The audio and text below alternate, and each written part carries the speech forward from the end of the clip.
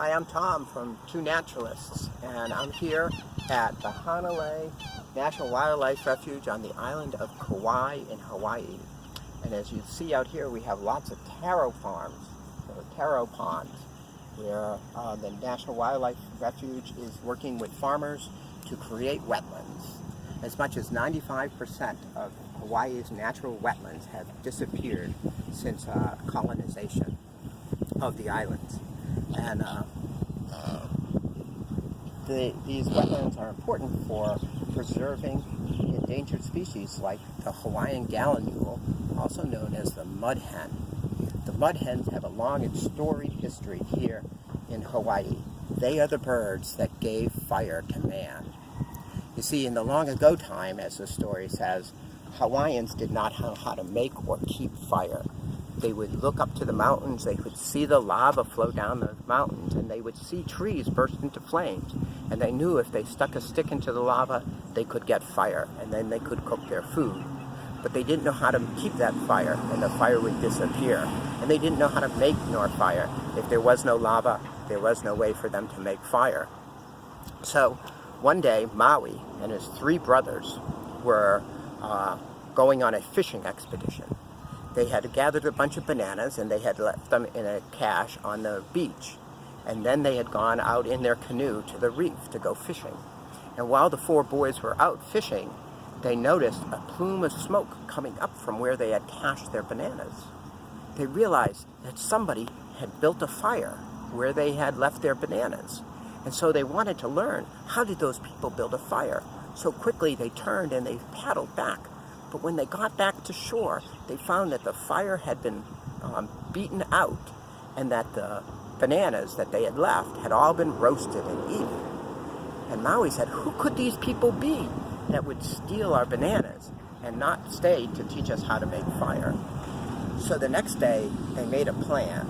They would go out again, but this time Maui would stay behind, and he would hide, and he would capture those men and learn from them how to build fire.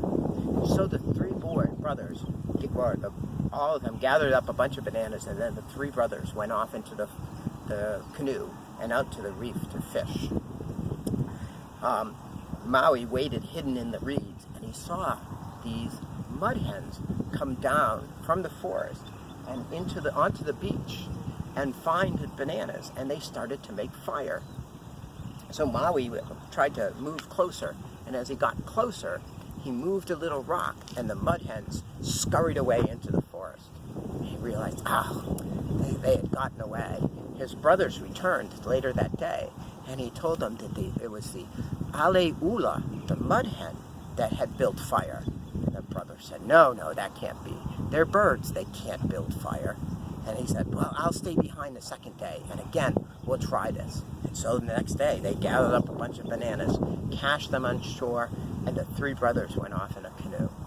They got up to the reef again, and Maui was hidden in the forest, waiting for the birds to return. And when they did, one of the birds looked out in the forest and said, wait, weren't there 4 brothers? I only count 1, 2, 3 in the canoe. And again, they scattered off into the forest. And Maui's like, oh my gosh, they know how to count too.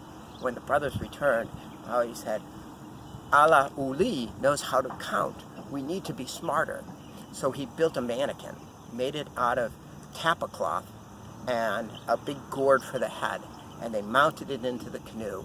And again, on the 3rd day, they gathered bananas and the brothers paddled off to the reef. This time, the moorhens came. And when they came, they started to build fire because they counted 1, 2, 3, 4 brothers in the canoe, and they knew that they were safe. But Maui was hidden in the reeds. They started to build a fire, and Maui could see that they were doing something, but he didn't know exactly what it was.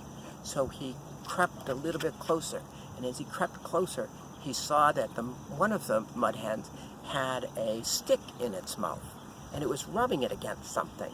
And so he crept a little bit closer to see what it was. And when he did that, he again released some rock and made some noise, and the mud hen started to run away.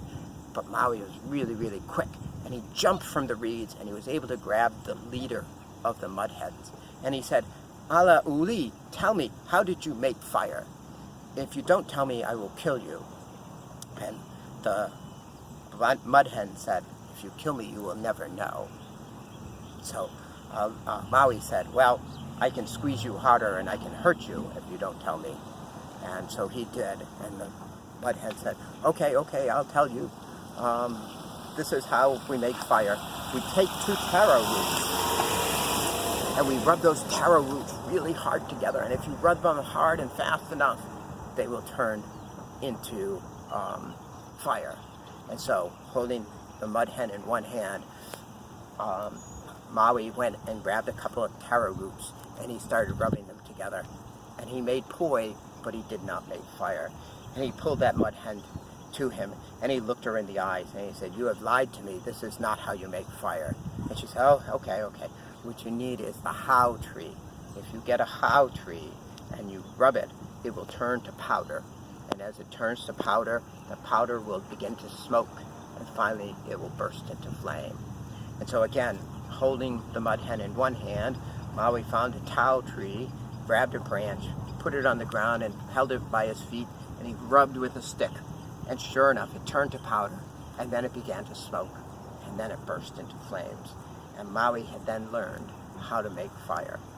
And he turned to the mud hen, the Hawaiian Gallinule, and he said, Alae Ula, you have taught me how to make fire. I want all man to remember that. So he took a stick, rubbed a stick of fire, and rubbed it on his forehead. This mark will mark for you that you are the birds that taught man how to build fire.